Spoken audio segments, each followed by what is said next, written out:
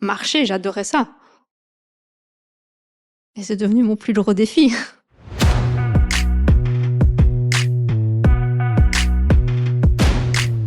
Bonjour, je m'appelle Candice Leblanc et je suis journaliste. J'ai rencontré Laetitia 3 ans après sa forme sévère et particulière de Covid. Le virus a abîmé les muscles de ses jambes. Elle n'est pas paralysée, mais encore aujourd'hui, elle ne marche plus normalement. Cette perte de mobilité a bouleversé sa vie. Heureusement, ses chevaux l'ont aidée à se remettre en selle. Car Laetitia n'est pas seulement infirmière, c'est aussi une cavalière émérite. En 2016, elle a représenté la Belgique au championnat du monde d'équitation. Des souvenirs précieux qui ont joué un rôle majeur dans sa revalidation. Inspiration, quand les épreuves de la vie poussent à l'action. Un podcast d'En Marche, le journal de l'AMC.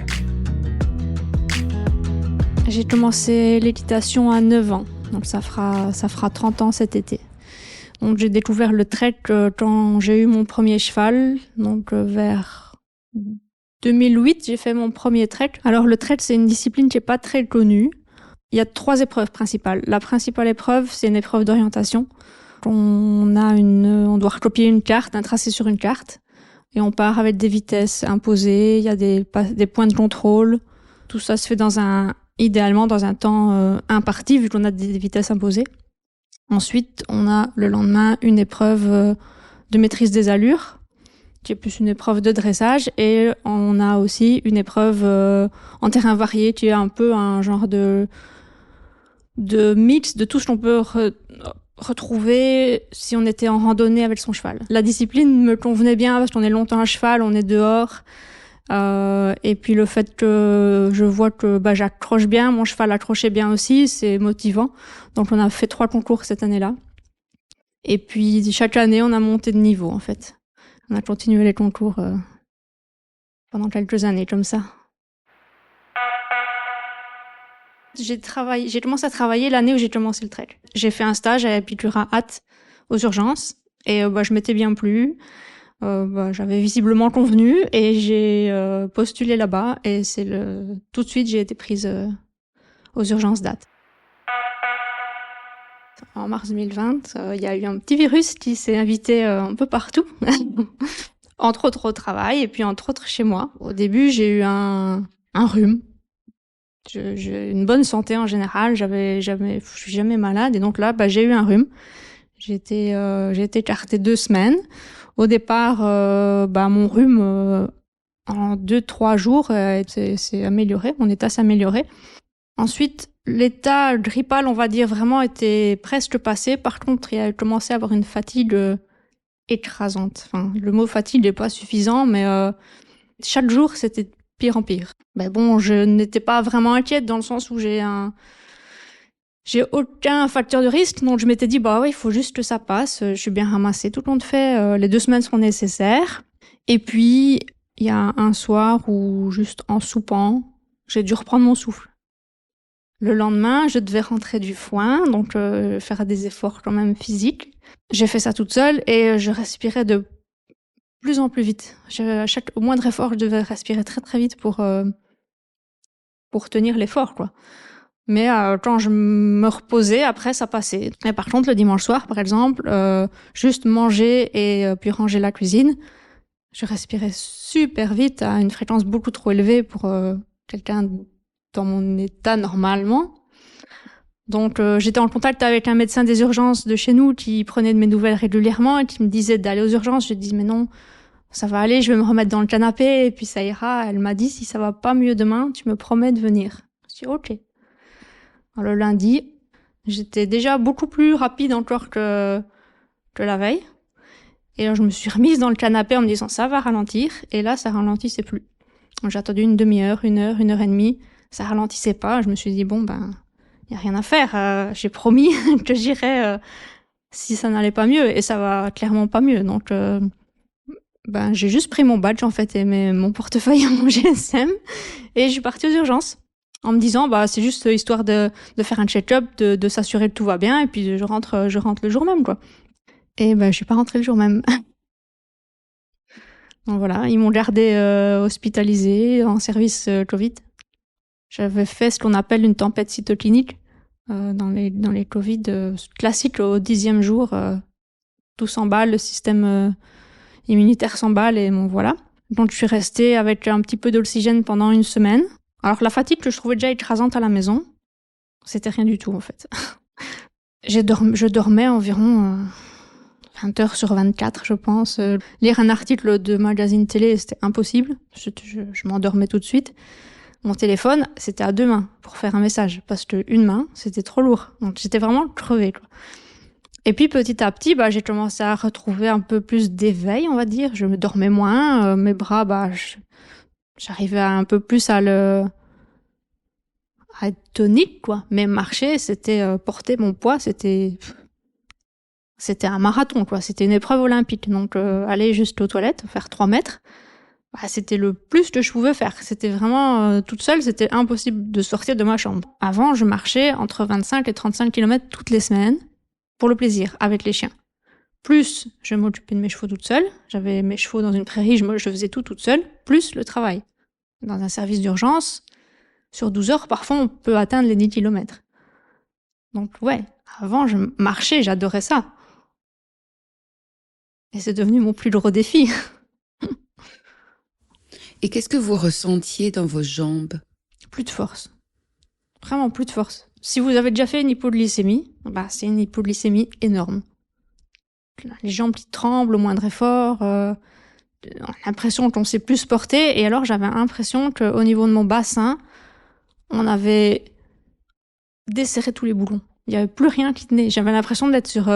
mes jambes étaient un château de cartes, et à la place de mon bassin, c'était une savonnette, quoi. J'avais l'impression que plus rien ne tenait ensemble, quoi. Donc du coup, ils ont voulu exclure des problèmes neurologiques.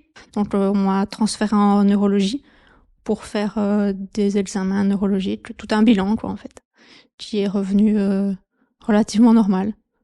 Donc de là, on s'est dit, c'est juste moi j'en étais persuadée, de toute façon, c'était juste un déconditionnement.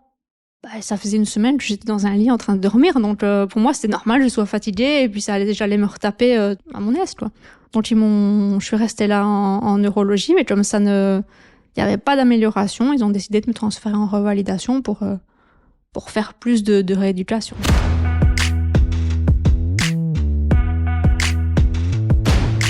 Laetitia reste 6 semaines en revalidation. Malgré un programme intensif de kiné et d'ergothérapie, marcher sans béquille reste compliqué. En l'absence de progrès notables, elle demande à rentrer chez elle, près de ses chevaux, un vieux et un jeune étalon. Car Laetitia a une idée derrière la tête. Pendant que j'étais à l'hôpital, mon cerveau a fait un truc magique, c'est que il est allé chercher les plus beaux souvenirs, les choses les plus émouvantes, les choses qu'on vit avec ses tripes, et il les a remis devant moi en disant tu pourrais les revivre en fait avec le petit jeune, si tu te bouges, si tu te retapes. J'avais demandé qu'on m'amène mes t-shirts d'équipe nationale, je les prenais comme pyjama. J'avais des bouquins de techniques équestres que j'ai lus, relus, parce que le jeune n'était pas encore débourré, donc je devais le débourrer l'été d'après. Ça veut dire quoi, débourrer? Débourrer, ça veut dire donc apprendre à être monté en fait. Et donc c'était devenu c'était presque devenu une obsession en fait, de reprendre ma vie sportive de haut niveau. Avec un cheval que j'avais eu sauvage, qui était toujours étalon, qui n'était pas débourré. Et avec moi tel que j'étais. J'ai eu l'impression que c'était la seule chose, presque la seule chose qui me faisait mettre un pied devant l'autre en fait. J'avais tellement de mal à marcher, et à chaque fois je me disais mais je dois le faire parce que je veux revivre ça, je veux revivre des moments comme ça, je veux revivre ces émotions, et c'est pas en restant dans un fauteuil roulant que ça marche, ça fonctionnera. Donc ils m'ont laissé sortir à condition que je revienne tous les jours au centre de revalidation externe pour faire ma kiné et l'ergothérapie. Donc on m'a conduit voir mes chevaux le dimanche. Et là, j'avais besoin d'être seule. Je voulais surtout pas qu'il y ait d'autres personnes avec moi. Parce que je savais très bien que la première chose que je voulais faire, c'était monter sur mon plus vieux, qui est aussi brave que vraiment c'est un bisounours. Donc je savais que je pouvais le faire sans risque.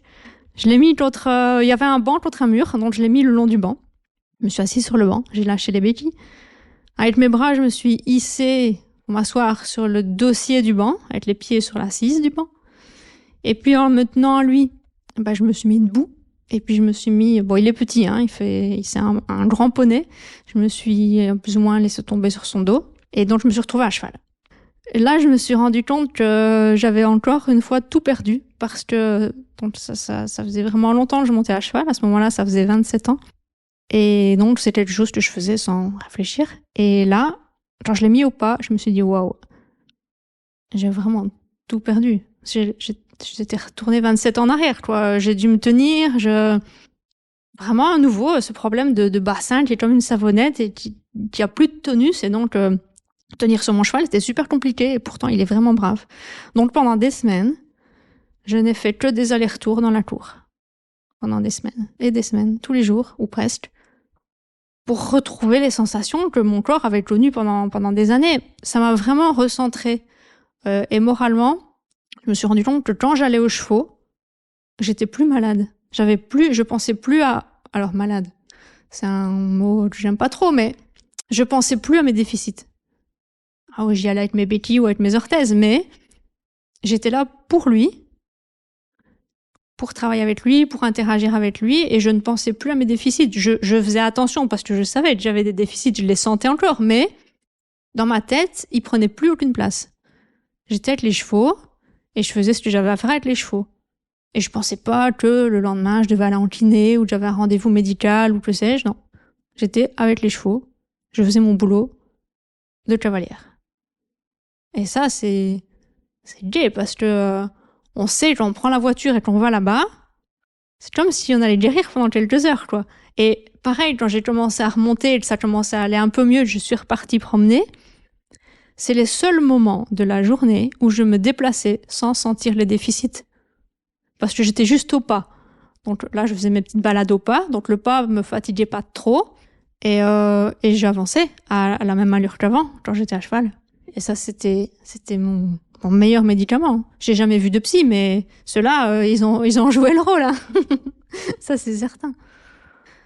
Donc voilà, ça a vraiment été l'étape évidente quand je suis sortie de l'hôpital. C'était de me rasseoir d'abord sur mon plus vieux cheval, hein, pour petit à petit aller vers mon objectif, qui est au final de réintégrer l'équipe nationale, mais avec mon jeune cheval.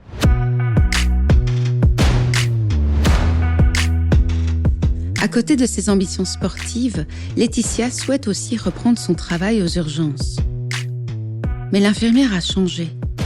Elle marche avec des orthèses qui vont de ses talons au haut de ses cuisses. Et les 15 mois qu'elle vient de vivre ont bouleversé son rapport aux autres, à elle-même et au temps. Des changements qui vont l'amener à prendre une importante décision professionnelle. Alors, j'ai repris le travail en juin 2021. Et ce que je peux tout à fait comprendre, ça n'a pas rassuré beaucoup la direction. Parce que, forcément, j'avais 2 orthèses qui étaient impressionnantes, je marchais pas comme avant. Et donc, on se demandait, est-ce que j'allais être assez stable pour soutenir des patients? Est-ce que j'allais être assez rapide pour tenir un rythme de travail aux urgences? Mais j'avais besoin de reprendre l'histoire où je l'avais laissée. Il y a rien à faire, je ne peux pas vivre avec des regrets. J'ai finalement pu reprendre aux urgences. Ils ont accepté de me laisser essayer. J'ai plaidé ma cause à la direction. J'ai expliqué pourquoi j'avais envie, besoin. J'ai aussi évidemment confirmé que si ça se passait mal, si j'étais plus capable de travailler correctement, ou si je posais problème à mes collègues ou aux patients, il était évident que je ferais un pas de côté. Mais j'avais besoin d'essayer et qu'on me laisse essayer. Donc j'ai pu reprendre aux urgences. Mais depuis que j'étais passée en revalidation, je savais que je voulais faire quelque chose de ce que j'avais appris. Quand on est soignant et qu'on devient patient, c'est la meilleure des écoles, hein. Ça, je peux vous assurer qu'on l'apprend pas dans les écoles, mais ça a été un enseignement énorme. La soignante que j'étais a appris en devenant patiente, a appris de mes soignants que j'ai eu là-bas, côtoyés en revalidation. Et je m'étais dit, peut-être qu'en reprenant aux urgences, après tout, j'oublierai la revalidation et je reprendrai ma vie d'avant. Eh ben non. J'ai gardé vraiment cette envie d'utiliser ce que j'avais appris. Je pouvais pas ranger ça dans un tiroir, c'est pas possible. Et je me suis aussi rendu compte que la soignante que j'étais avait changé. Vraiment. Et ça, c'est difficile à décrire, mais j'avais l'impression que la soignante que j'étais devenue allait être meilleure dans un service comme la revalidation que dans un service comme les urgences. Pourquoi ? Parce que vous êtes passé par là ? Parce que j'avais appris de mes soignants, et puis mes chevaux me l'ont confirmé, mais je l'ai conscientisé, le 100% ici et maintenant, avec toi patient, avec toi collègue, avec n'importe qui, mais vraiment la qualité de présence. S'il y a une chose que je dois dire que j'ai appris, c'est ça, la qualité de présence. La dynamique d'un service d'urgence pourrait le permettre, parce qu'il faut pas être là longtemps pour être là, vraiment. Mais je me suis rendu compte que c'est dans un service de revalidation, là où je l'avais reçu, que j'avais envie, en tout cas, de l'appliquer. J'avais besoin d'accompagner des gens de la façon dont j'ai été accompagnée, de les voir évoluer comme j'avais évolué. Ouais, j'avais vraiment besoin de faire quelque chose de ce que j'ai reçu, de transformer. Au final, le négatif qui m'est arrivé, en allant travailler en reva, ça me permettait de le transformer en positif. Je me dois de payer au suivant, en fait. C'est vraiment en revalidation que je voulais le faire. C'était une évidence, quoi. Donc, j'ai fait la demande, et quelques jours avant Noël, j'ai reçu un mail disant que je pouvais aller travailler en revalidation. Le hasard a fait que je me suis retrouvée dans le service qui m'a soignée. Quel regard vous posez sur cette Covid qui vous a littéralement coupé les jambes ? Peut-être que je vais surprendre, mais maintenant, j'aurais pas dit ça il y a 2-3 ans, mais maintenant, je peux vous dire que probablement ça valait la peine de passer par là. J'ai galéré pendant quelques mois, vraiment au fond du trou, mais tout ce que j'ai appris, ça m'a changé à un tel point que, alors physiquement, c'est sûr que c'est compliqué. Dès que je suis debout, tout est compliqué. Mais moralement, j'ai l'impression d'avoir des super pouvoirs, d'avoir gagné un pass VIP pour les belles choses de la vie, parce que, par exemple, je n'éprouve plus la colère. Quand quelque chose ne me convient pas, soit je fais en sorte de le changer, si j'en ai les capacités, si j'ai aucune emprise là-dessus, ça m'atteint plus. Et donc, c'est super confortable de vivre mentalement comme ça. Mon rapport au temps aussi est changé. Je sais plus aller vite. Quand je suis sortie de l'hôpital, je râlais ma tête n'était pas d'accord avec mes jambes. Mes jambes voulaient prendre leur temps, ma tête était pressée. Je réfléchissais encore à plus vite qu'elle ne devait. Maintenant, elles se sont mis d'accord, hein. Et donc, quand je fais quelque chose, je le fais lentement, mais du coup, je le fais aussi avec ma tête. Je suis là, vraiment. Et c'est probablement pour ça aussi que j'ai changé au travail. C'est un enseignement tellement riche que je préfère la personne morale que je suis maintenant que celle que j'étais il y a 3 ans, ça c'est certain. Est-ce que vous vous sentez plus heureuse ? Ouais. Je me sens plus heureuse parce que même si physiquement c'est plus compliqué, c'est pas grave que les choses soient compliquées en soi. On peut faire des choses, on peut avoir du mal à faire des choses, mais des choses qui nous rendent monstrueusement heureuses. Et on peut avoir très facile à faire des choses qui ne nous rendent pas heureuses. Alors au final, je préfère avoir du mal à faire des choses, mais qui me rendent monstrueusement heureuse, que l'inverse. Donc oui, je suis plus heureuse. Laetitia a écrit un livre sur son expérience. Lors de mes blessures, paru aux éditions Un coquelicot en hiver. Retrouvez aussi notre article sur l'hypothérapie sur enmarche.be. À bientôt pour de nouvelles inspirations.